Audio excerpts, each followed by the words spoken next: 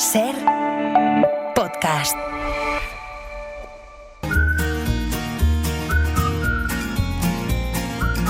Hoy por Hoy Magazine.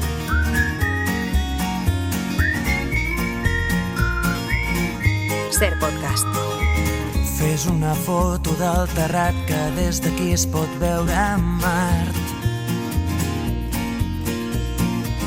La roba estesa al meu agost, un camp d'espigues i cargols. Es la hora de viajar una vida con Pepe Rubio, que hoy promete sorprender. Pepe, hola. Hola, buenos días. Pues mira, hace unos meses Elena Palacios, de la editorial Siruela, me recomendó leer Paravere, una novela de Andrea Cabrera Ñaliński y Aldo García. Paravere tiene un viaje de ida, me dijo. Pero ¿quién es Paravere? María Mestayer, conocida como la Marquesa de Paravere, que es un seudónimo porque ella no era noble, es una gastrónoma española que llegó a la cocina porque quería retener a su marido. ¿Cómo es eso de que quería retener a su marido? Bueno, para entenderlo hay que irse al Bilbao de finales del 19, principios del 20. Paravere, que todavía era María, era hija de diplomático francés y nieta del banquero bilbaíno Carlos Jaquet, y se casa con el abogado Ramón Echagüe, aficionado a la buena cocina de la casi ya bicentenaria Sociedad Bilbaína. María Jesús Cava, historiadora y autora de Bilbao, Avatares de la Historia, y José Antonio Echagüe, nieto de María Mestayer de Echagüe, Marquesa de Paravere. Y es, claro, la élite, es la aristocracia, es la gran burguesía la que frecuenta sus salones y sus fogones. Y bueno, sea leyenda o no, se dice que hasta el marido de la Paravere prefería inicialmente ir a comer a la bilbaína antes que ir a casa. Pues que estaba acostumbrado a comer bien, ¿no? Como hija de diplomáticos, te puedes imaginar que ella había participado en lo que hoy llamaríamos catering de alto nivel y cosas por el estilo. Pero en meterse, digamos, en cocina, pues lo hizo por su marido, para que no se le fuese de casa.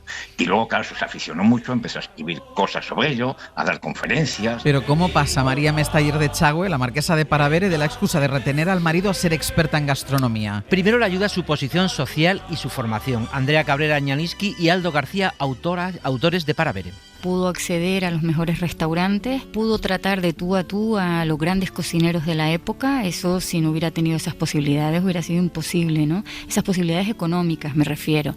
Y por otro lado, viene de una familia muy culta, entonces pudo estudiar, pudo leer mucha historia, literatura. En ese sentido, fue un trampolín. Sí, era políglota, o sea, hablaba varios idiomas.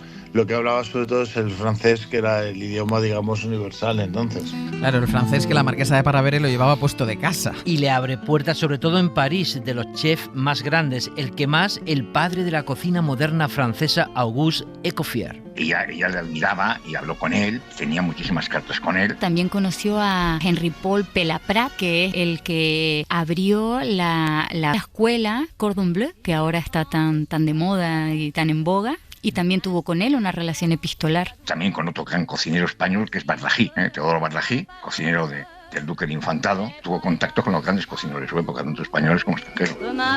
¿Y dónde conoce la Marquesa de Paravere al mítico Auguste Escoffier? Pues en el Hotel Ritz de París, donde el padre de la gastronomía moderna fue cocinero. Vicent Batalla, corresponsal de la SER en París. Escoffier y César Ritz crearon en el cambio del siglo XIX al XX la gran hotelería de lujo con sus restaurantes a los que acudía la aristocracia europea y los más célebres artistas. El secreto de Escoffier fue aprovechar los productos de la tierra franceses para convertirlos en platos especiales copiados luego por todo el continente y profesionalizar la cocina para que todo se hiciera en tiempo, cantidad y calidad suficientes. Por ejemplo, cuando revolucionó la organización de la cocina del Ritz de París en 1898 al instalar un horno a lo largo con placas ignífugas y un sistema centralizado de envío, unos platos y una organización que allí en la céntrica Plaza Vendôme de París conoció en primera persona María Mestayer, ya que tenía contacto directo con Escocia. ¿Y qué hacía la Marquesa de Paravere con toda esa información? Pues María Mestayer era una esponja y siempre iba apuntando en su libreta, siempre. Y lo primero con lo que alcanza la fama es con sus columnas y libros de receta. Es pionera en traducir la alta cocina para que la entiendan en todas las casas. Andrea Cabrera Ñaliński y Aldo García. Y no solo traducía el lenguaje, ¿no?, el idioma, sino los tecnicismos, porque lo que se dio cuenta cuando ella empieza a interesarse por este mundo es que las recetas están escritas de una manera muy técnica. Entonces las mujeres tanto del servicio como las amas de casa, que eran las que en aquellos momentos alimentaban al país fundamentalmente, les costaba entenderlas. Entonces ella empieza a traducir ese tipo de recetas a un lenguaje, digamos, más común, porque lo que pretendía es que cualquier persona que la pudiera leer entendiera lo que tenía que ir haciendo. Entonces la marquesa de Paraver es la primera que hace libros de recetas. De recetas, de trucos, de buenas maneras. Hay mucho publicado que se puede encontrar perfectamente. José Antonio Echagüe, nieto de la marquesa. El principal, que es la cocina completa, enciclopedia culinaria, que es el comienzo, que es el libro rojo, tradicional y mítico, se edita todos los años, se reedita. El de la confitería también menos frecuente, pero también es perfectamente accesible. Y en este momento están en el mercado pues recetas escogidas de la cocina vasca, conservas caseras, curiosísimo libro, historia de la gastronomía, cócteles y aperitivos. Bueno, han sido tan importantes estos libros para los chefs de la nueva cocina española, los Arzaga, Adrià, Berasategui y compañía, que hace 5 años le hicieron un libro homenaje. Los 50 chefs más importantes reproducen las recetas, 50 recetas de ella, tal y como ella dice. Y luego en el mismo libro le das la vuelta y es como lo harían ellos en el siglo XXI. Homenaje a la marquesa de Paraver en las recetas de los chefs y está hecho por el Planeta Castro. Claro, y que se sigan editando sus libros ya dice mucho en un ámbito que ha cambiado tanto. Pero es que fue pionera en más elementos relacionados con gastronomía y restauración, como los catering o las cartas en una España de la época que solo se comía de menú. Porque del mismo modo que no todos calzamos la misma horma de zapato, no tenemos por qué comer lo mismo, no nos sienta a todos igual de bien lo mismo, ni nos gusta lo mismo, ¿no? Y eso ella ya lo reivindicaba a principios del siglo XX. Y además llega a decir que las cocinas del futuro serán laboratorios, ¿no? O sea, como que lo vaticinó. María Mestayer de Echagüe, la marquesa de Paraver, era una adelantada a su tiempo. Incluso en la vida social, siendo mujer, en Bilbao dio charlas en la Sociedad Bilbaína, donde solo iban hombres. Conoció a personajes como Miguel de Unamuno o Ramiro de Maeztu en las tertulias del mítico café bilbaíno Lion d'Or. María Jesús Cava, autora de Bilbao y la arquitectura urbana. Era un importante café, estaba colindante con el Banco de Vizcaya, que se construye en el mismo año, 1903. Y ahí, como digo, actúa como gran mentor don Pedro Guillor, que fue íntimo, fue muy amigo al menos de la marquesa de Paraver, y que al parecer le dedica a ella un poema cuyo centro, cuyo contenido era el marmitacos. De Unamuno se dice que se le recordaba que amasaba bolitas con migas de pan cuando se le agotaban las provisiones para hacer pajaritas de papel. La marquesa de Paraver, que estaba en todas partes. Y tuvo 8 hijos, ojo, ¿eh? Y aún así conoció personalmente por sus viajes y profesión a muchísima gente importante. Hasta el zar de Rusia le hizo una foto en París con la zarina. José Antonio Echagüe. Creo que sí, porque hay una fotografía curiosísima en que aparece ella y parece ser que el fotógrafo es el zar. Claro, es una banda, ¿no? Y conoció muchísima gente, pues conocimos al famoso Buffalo Bill en sus últimos tiempos, a Marcel Proust muy jovencito, conoció pues a Hemingway, conoció a Margot, conoció a Saint-Exupéry. La historia de María Mestayer de Echagüe es de novela.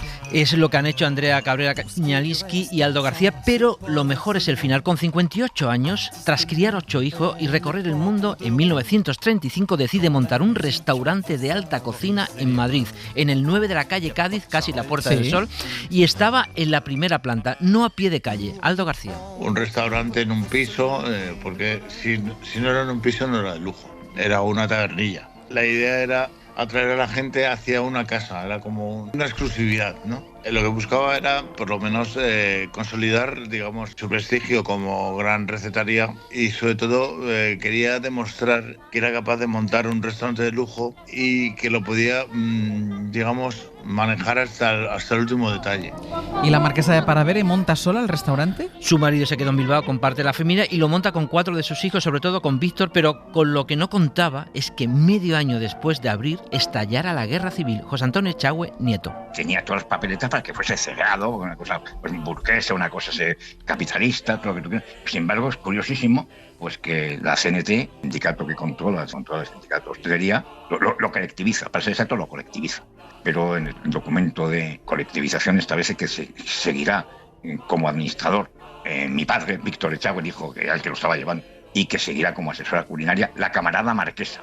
Ya eso, la camarada marquesa ha quedado ya como una cosa mítica, ¿no? O sea, en un documento de la CNT, de los anarquistas, se ha calificado como la camarada marquesa. Enorme, María Mestayer de Chagüe pasa de marquesa de Paravere a camarada marquesa. ¿Qué pinta de todas formas un restaurante de lujo en medio de un Madrid sitiado? Bueno, al gobierno republicano le interesaba tener un espacio secreto para corresponsales extranjeros, embajadores y todo tipo de negociaciones. Por eso se convierte en un lugar secreto. Aldo García, coautor de Paravere. No se podía publicitar de cara afuera, ¿no? Porque sería como decir, oiga, estamos aquí asediados, pero tenemos un restaurante de lujo que nos mantiene a la dieta bien. Entonces, claro, como eso quedaría muy mal, sobre todo publicitariamente hablando, les hacían pues no hablar de ello, ni siquiera tomar fotos, ¿no? Salió fuera en algún texto, por ejemplo, Choves Nogales en La Sangre y Fuego habla de un cuento que se transcurre en el Paravere, pero no menciona que es el Paravere. Pero ¿y cómo conseguían los víveres de lujo? Bueno, la CNT era la responsable de las provisiones en Madrid en la guerra, pero a la vez tenía protección de la embajada francesa por ser la marquesa, hija de diplomático, y del gobierno vasco por ser de Bilbao. Por allí, salvo alguna bomba que les cayó por error, se podía comer bien y tranquilo. Lo que sí empezó a venir muy pronto es gente pues tipo Hemingway, John Dos Passos, Molrose, Saint-Exupéry, Choves Nogales, Barea. Pues todos comían allí, aunque también se hacían comidas para los milicianos. Pues teóricamente se comía lo mismo los milicianos que, bueno, eso no me lo creo, ¿no? pero en definitiva sí, un sitio curioso, ¿no? Ella recibía, además recibía cosas de sus familiares en Francia. Se tomaba unos chocolates, como que dijo una vez Manuel Dirujo, el ministro de Justicia, representando al Partido Nacionalista Vasco en el gobierno republicano, que hacía falta una guerra civil para que en Madrid se tomase un chocolate como bebido. Ojo a la frase del ministro de Justicia zampando chocolate de lujo en plena guerra civil. No está mal cuando alrededor caían bomba y pasaban hambre, ¿no? Pero aquello es historia y hoy el espacio que ocupó el Paravere está vacío. Pascual Donate. La primera planta de este edificio pintado en rojo pastel la ocupaba una correduría de seguros. Sus pequeños balcones de forja, ocupados por aparatos de aire acondicionado, dan a dos calles. La más sombreada es la calle Cádiz, un pasaje peatonal corto y estrecho lleno de restaurantes para turistas. La otra calle, Espoz y Mina, está frecuentada por guiris, sobre todo por la noche, porque hay varios pubs irlandeses y un tablao flamenco. En la planta baja también hay un restaurante, un cubano que ofrece comida, tragos y música. Resumen de todo lo que se puede hacer a la espalda de la Puerta del Sol, una zona a la que algunos llaman el Benidorm de Madrid. Más castizo que la calle de Alcalá. ¿Y qué fue de la marquesa de Paravere después de la guerra civil? Pues el Paravere de la calle Cádiz cerró. Ella siguió con su empeño de hacer una gran enciclopedia de la gastronomía que dejó inconclusa a su muerte en 1949, y el restaurante tuvo una segunda vida tras la guerra entre 1941 y 1944, en el barrio de Salamanca. Pero lujo y posguerra no casaron, ni tampoco se lo pusieron a ella fácil. Hoy ya no queda nada. Alejandra Ror. Me encuentro en el barrio de Salamanca, en pleno corazón de la Milla de Oro madrileña, en la calle Villanueva número 7. Hoy el lugar que ocupaba el restaurante Paravere es una exclusiva tienda de alfombras entre un restaurante italiano y una taquería mexicana, y en un entorno de numerosas tiendas de lujo, entre los grandes ejes que son las calles de Serrano y Velázquez, y a pocos metros de la Puerta de Alcalá y el Parque del Retiro, donde la marquesa de Paravere se dio buenos paseos en aquellos años. Ahí está viendo pasar el tiempo, la Puerta de Alcalá. María Mestayer de Chagüe, la marquesa de Paravere, una vida que ya tiene una novela. Paravere, de Andrea Cabrera Ñalinsky y Aldo García. Creo que era una feminista acérrima sin proponérselo. Nos pareció muy sorprendente que nadie se hubiese dado cuenta para escribir una novela. Mi abuela mucho en la cocina no entraba. No que se manchase mucho pelando patatas.